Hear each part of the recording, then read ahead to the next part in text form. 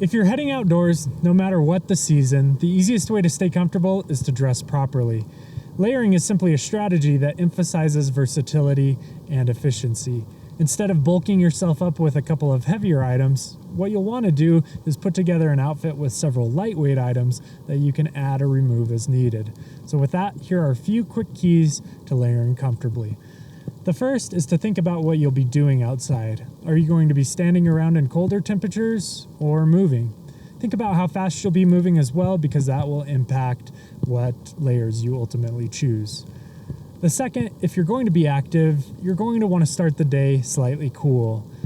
If you're warm the second you step outside, you'll probably overheat 15 or 20 minutes into the activity. Number 3, while your core is really important to think about, you'll also want to remember those extremities. This means stashing a hat and some gloves so that you can keep your extremities warm on any fall, winter, or spring hike. And lastly, remember if you're heading into the mountains that the temperature is going to drop as you head up in elevation. Here you can see I'm wearing a lightweight Smartwool base layer. The base layer is the layer that sits next to your skin, and you're going to want it to be made out of a material that will keep you dry. Base layers are typically made out of synthetic materials, wool, or silk. While polypropylene has been around for decades and is effective, merino wool has become an increasingly popular option. Merino wool is warm, breathable, it dries quickly, and resists odor. Sometimes you'll see that merino wool is blended with spandex to provide extra stretch. Base layers come in lightweight, midweight, and heavyweight versions. If you're out in the warmer temperatures, you're probably going to want to go lightweight. Midweight base layers are great for activities like skiing, where you'll be working up a sweat in colder temperatures.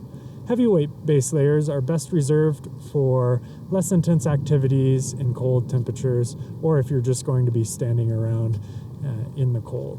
Now we're looking at the mid layer. The mid layer is worn over the base layer and really gives a lot of options because there are so many different ways to go. The key is figuring out which qualities are going to be important for you.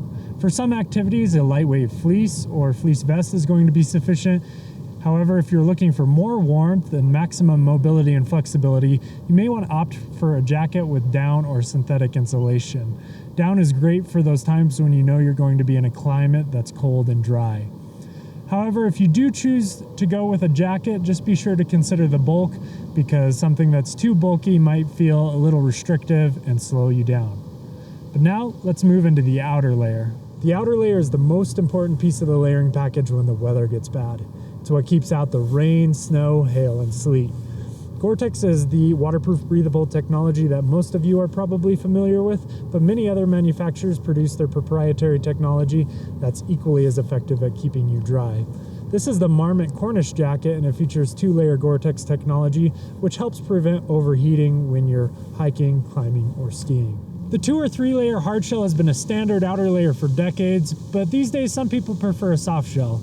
Soft shells offer more mechanical stretch and more weather resistance than a fleece, but less protection than a hard shell with a membrane. Fabric technology has also gotten to the point where you can find hybrid jackets. These offer a mixture of soft shell fabric so that you can balance weather protection and breathability. So consider your outer layer carefully. Are you going to be hiking in the rain, climbing at altitude, or doing a start-stop activity like backcountry skiing? Whatever the case may be, these are the 3 main pieces of the layering puzzle. So I hope you found this informative. If you want to check out any of the layering pieces that I demonstrated in this video, be sure to click on that shop button. And if you want to continue to learn more about layering, be sure to click right here on this video.